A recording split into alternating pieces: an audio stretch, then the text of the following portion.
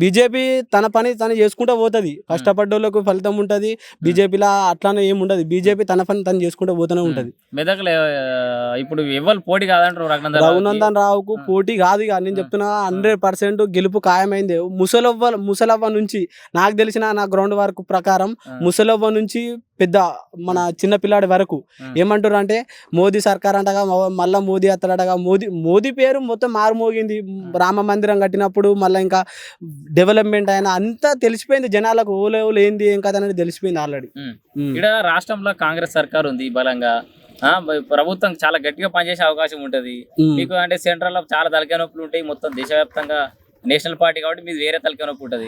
ఇగో గల్లీలో సీట్ ఎవరైనా కొడతారు, ఢిల్లీలో కొట్టేటానికి ఒక దమ్ము ఉంటది. గల్లీలో సీట్ ఎవరైనా గల్లీ ఇప్పుడు చిన్న చిన్న జాబులు కానిస్టేబుల్ జాబులు ఎవరైనా కొడతారు. ఒక కమిషనర్ సిపి కొట్టేటోళ్ళకి ఒక అది ఉంటుంది, ఒక క్యాడ్ ఉంటుంది. మా మోడీ సార్ అట్లుంటది మినిమం.